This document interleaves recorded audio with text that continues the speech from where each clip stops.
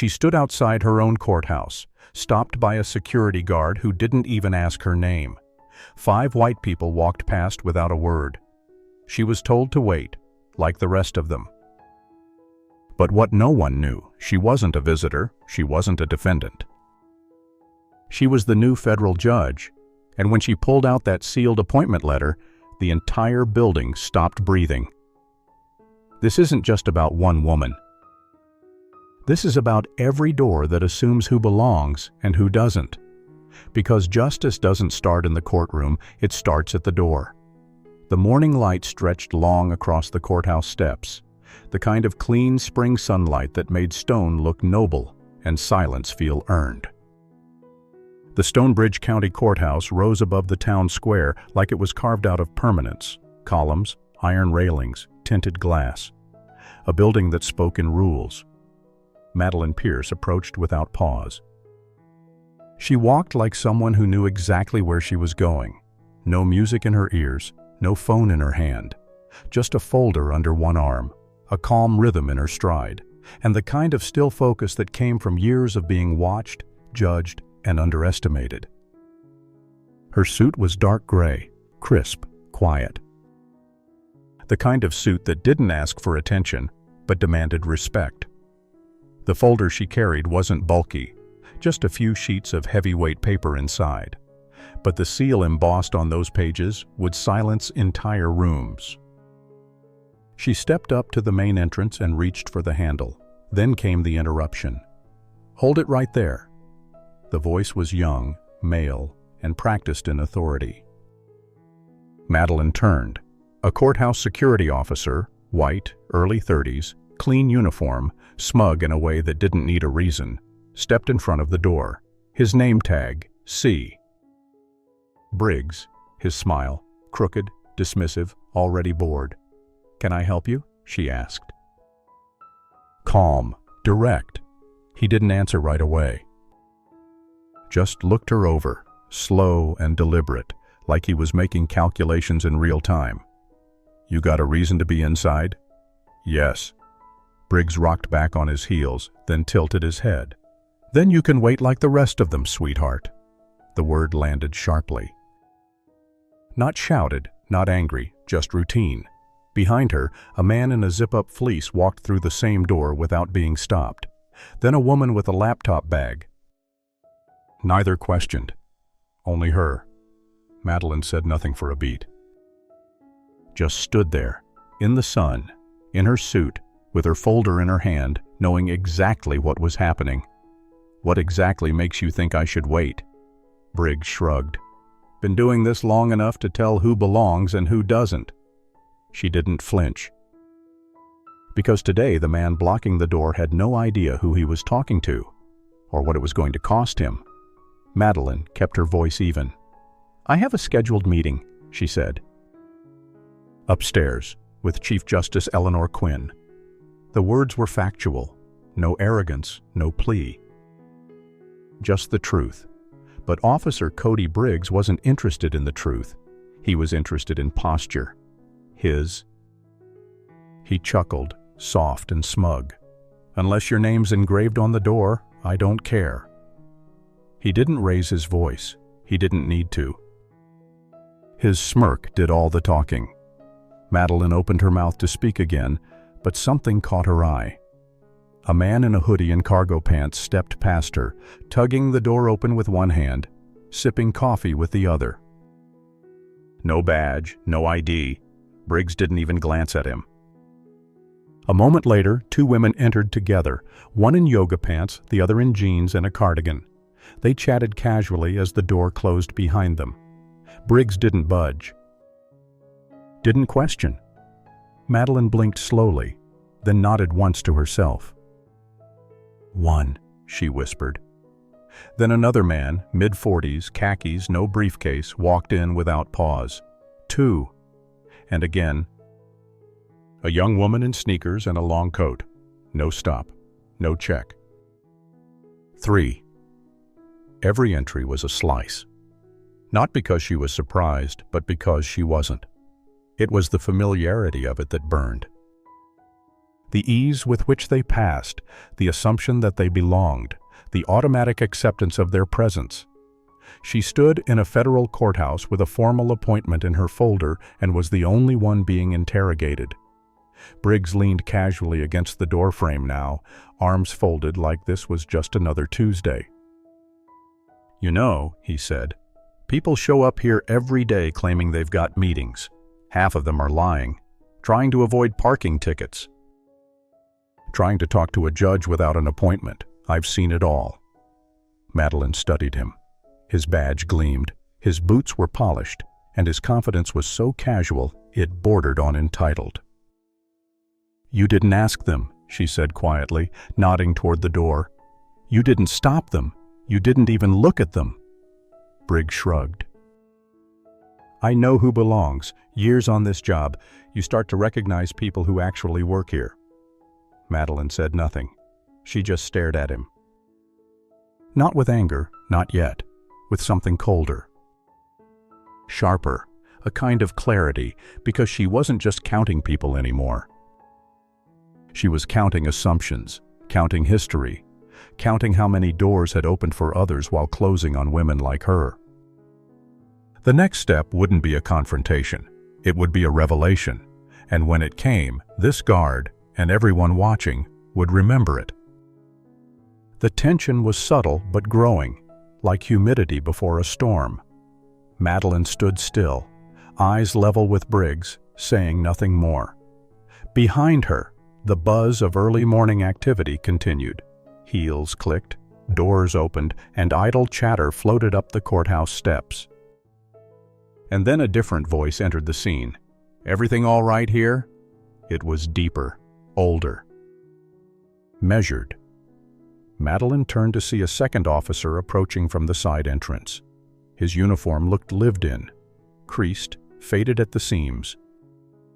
A gray mustache traced his upper lip, and his pace was slower but firm. His badge read, Sergeant Darrell Matthews. Cody Briggs barely glanced over. "Just handling it. She's refusing to wait outside like everyone else."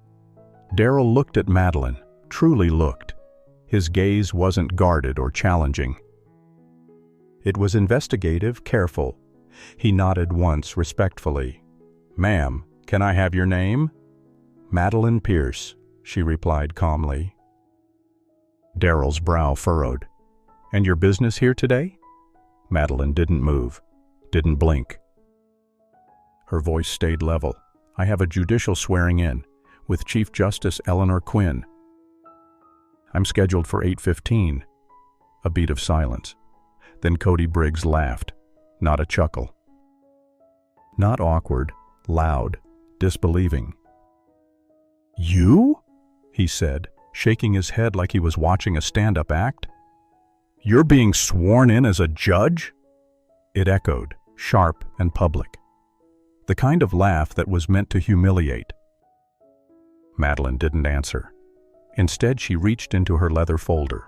One smooth motion. No hesitation.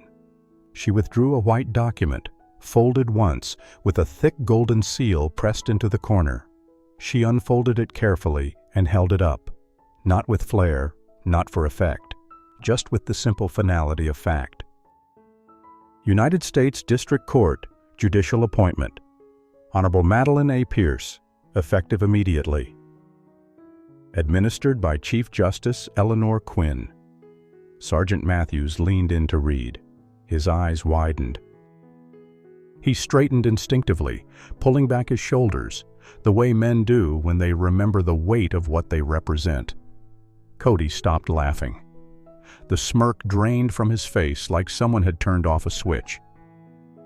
Darrell's voice dropped into a formal register, rich with understanding. "I apologize, Judge Pierce," he said, stepping aside. "Please, come right in." People on the steps paused. Heads turned. Whispers began. Someone pulled out a phone. Then another. The moment had changed. Madeline didn't smirk. Didn't gloat. She simply walked forward, her heels ticking like clockwork across the stone. As she passed Cody Briggs, she stopped just long enough to speak without turning. "I told you," she said, "you were making a mistake." She didn't say it out loud, but it carried. The cameras were rolling now, and inside those phones, the world was already watching. The room smelled faintly of old varnish and institutional coffee. Just outside the judge's chambers, the conversation between Madeline Pierce and Chief Justice Eleanor Quinn had wrapped quietly but seriously. Protocols would be reviewed, yes, the incident would be addressed. But Madeline knew better than to think policy changed because someone made a promise behind closed doors. She needed accountability, in public, in process, not an apology. Action. And that brought her face to face with Captain Dana Holloway. Dana stood in the administrative wing hallway, already waiting when Madeline turned the corner. Stocky, mid-50s and sharp-eyed, Dana wore the kind of uniform that carried presence, the polished brass, the command badge, the careful haircut. "Judge Pierce," Dana said with a stiff nod. "I've been briefed." Madeline stopped in front of her. "I assumed you had." Dana's jaw twitched slightly. "First, let me say, what happened this morning is unacceptable. I've already pulled Officer Briggs off post and placed him on immediate suspension, pending internal review." "That's a start," Madeline replied. Her tone was calm, but it cut clean. Dana gestured toward a nearby meeting room. "Can we speak in private?" Madeline nodded once. Inside the small glass-walled room, the door closed with a quiet click. Dana didn't sit. Neither did Madeline. "I know the optics are bad," Dana said. "I've got media inquiries already. Videos are circulating. We're drafting a response." Madeline raised a hand, stopping her. "This isn't about optics, Captain. It's about infrastructure, culture." Dana's face tightened. "Briggs acted outside protocol. He failed to verify credentials before making a judgment call. That's—" "No," Madeline interrupted, her voice cool and deliberate. "He didn't fail to verify. He didn't care to, that's the difference." Dana opened her mouth, but Madeline kept going. "This isn't just about one man. It's the comfort with which he assumed I didn't belong." The words landed heavily. Dana exhaled slowly. "I understand your frustration." "Do you?" Madeline asked, not with sarcasm, but with precision. "Because what happened to me this morning isn't isolated. You and I both know that. This happens at that entrance every week, maybe every day. To people who don't have a title, who can't pull out a document with a gold seal." Dana didn't argue. She didn't have room to. "I'm committing to a full audit of access control protocol," Dana said finally. "Every officer, every complaint. Body cam pulls if needed. I'll also initiate mandatory implicit bias training starting next month." "Next week," Madeline corrected.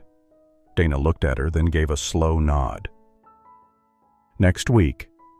Madeline folded her arms, the file still clutched under one elbow.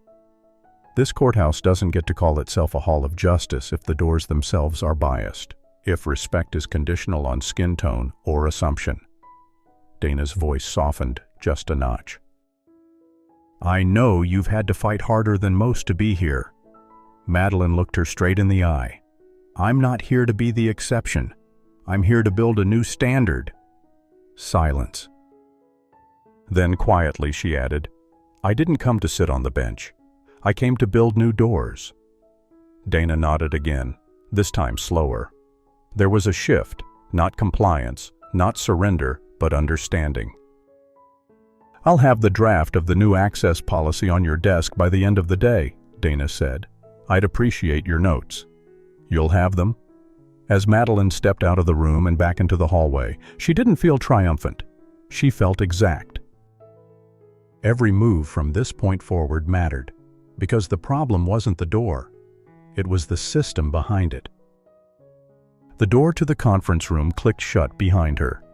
The marble floors beneath Madeline's heels shifted to soft carpet.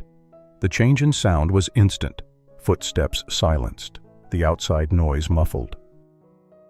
But the tension in the air? That stayed. 4 judges were seated around the long oak table.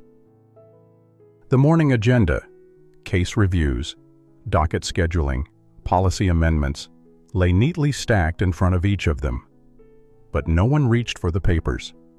Chief Justice Eleanor Quinn stood as Madeline entered. "Judge Pierce," she said, her voice composed but warm. "Welcome." Eleanor was every bit the institution she represented. 62 years old, silver hair pinned back with precision, posture that didn't falter. She had presided over 3 decades of legal reform in the state. She knew how to command a room without raising her voice. To her right sat Judge Luis Navarro, thoughtful and quiet, mid-50s. Next to him was Judge Adele Chung, known for her sharp cross-examinations. And across the table, arms folded, brow arched, Judge Thomas Whitaker, stone-faced and skeptical. Eleanor gestured to the seat beside her. "We were just about to begin." Madeline sat, offering a polite nod to each of them. But Eleanor didn't open the meeting folder. Instead, her eyes turned toward the frosted glass windows near the hallway. Voices still stirred faintly beyond them, muffled tones, someone mentioning her name, the buzz of something unresolved. "What's going on out there?" Eleanor asked. Madeline didn't flinch. She spoke with the same tone she had used on the courthouse steps, measured, steady. "I was stopped at the main entrance," she said. "The officer, Briggs, refused to let me in. He didn't ask for identification. He assumed I didn't belong." A pause. Judge Navarro's eyes narrowed, clearly processing. Judge Chung straightened in her chair, lips pressed. Whitaker leaned back slightly. "Are we sure it wasn't a misunderstanding? Security's tight these days." "Officers are under pressure to do what?" Madeline asked. Her voice cut cleanly through the room. "Profile." "Assume? Humiliate?" Whitaker shifted. "That's not what I'm saying."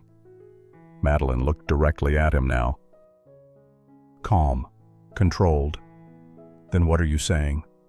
Silence. She continued.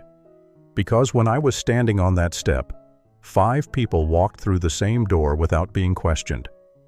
I was the only one who stopped. No badge check, no ID request, just an assumption." She paused. Let the weight of that word sit there. Assumption.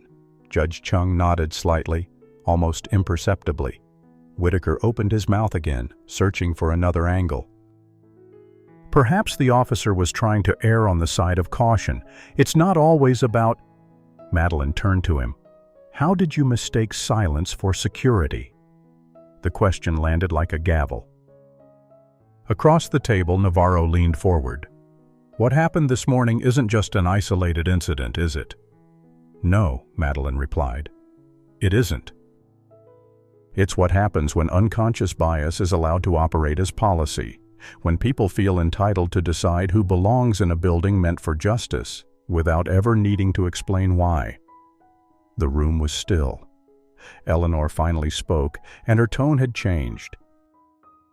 "Captain Holloway's office will receive an immediate request from mine," she said. "I want a full internal review, security protocol, staff conduct, complaint history, all of it." Judge Chung added quietly, "This should have never happened." "Not to you, not to anyone." Madeline exhaled. "It happens every day."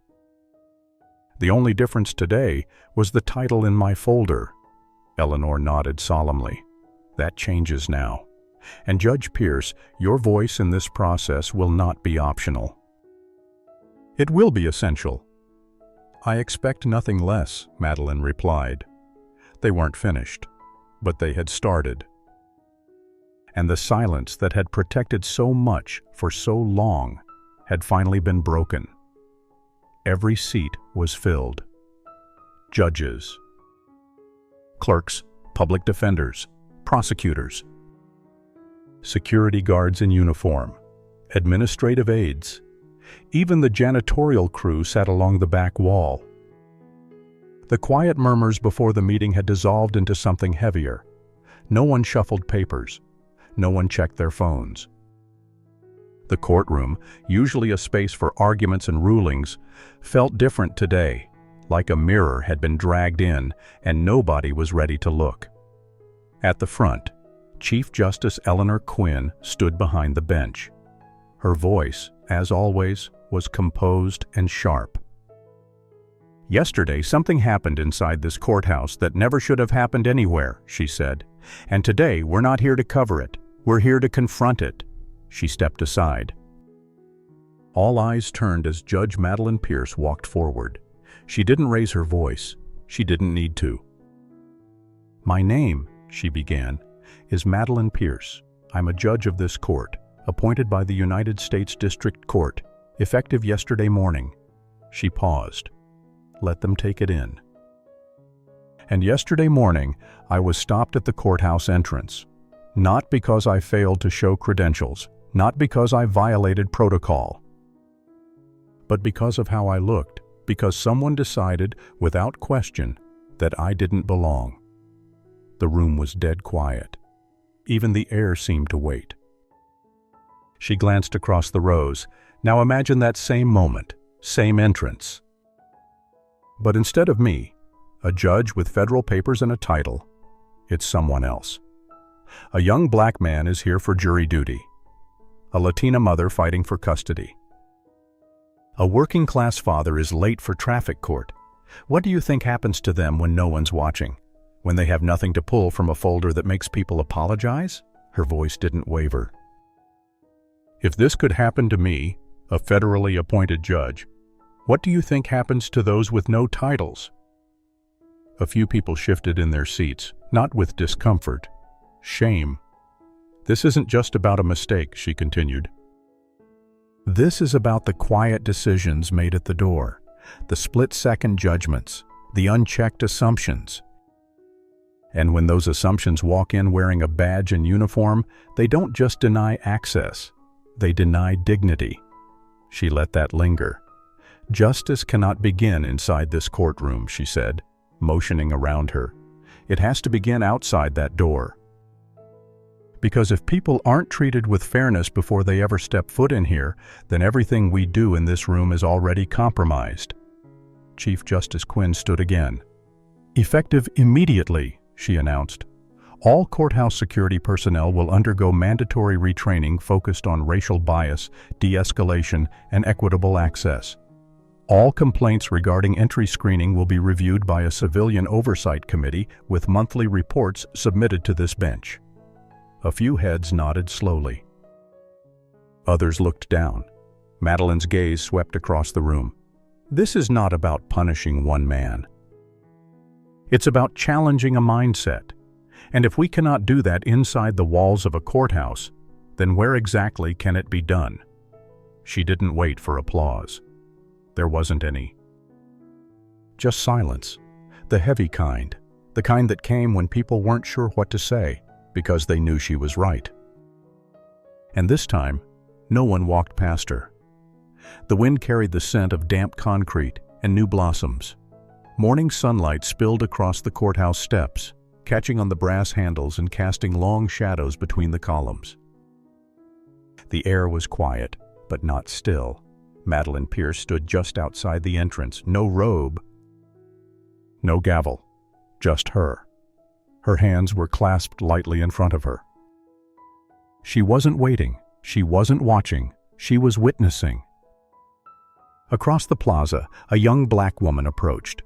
Early 20s, slacks, cardigan, hair pulled into a soft twist at the nape of her neck. She walked with that cautious kind of confidence, earned from knowing the rules, but still waiting for someone to question if you know them well enough. She reached the bottom of the courthouse stairs, and she wasn't stopped.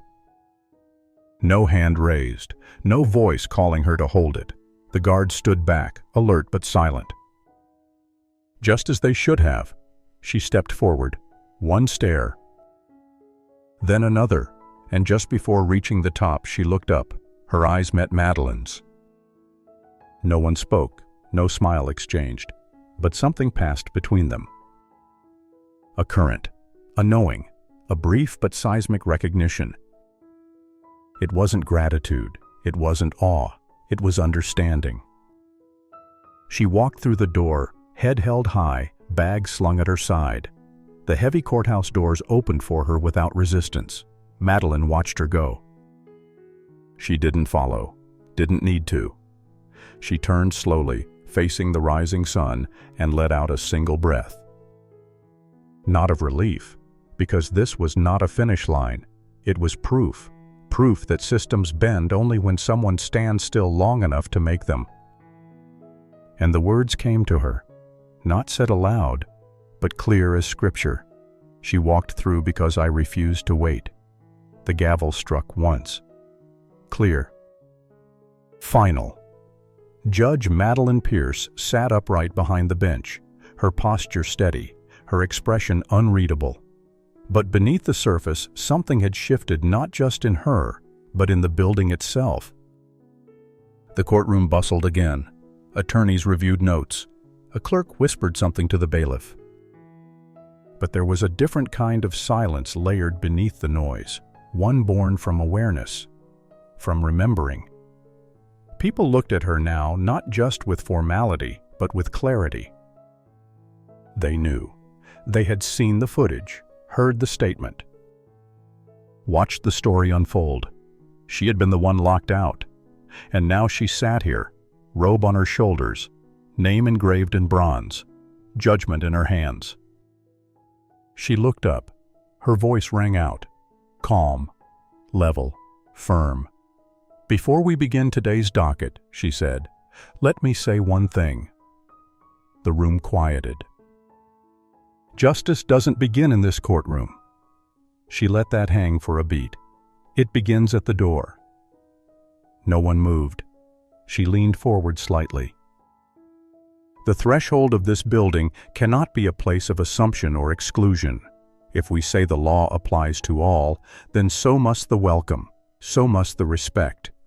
She looked toward the gallery, citizens, public defenders, interns, and clerks.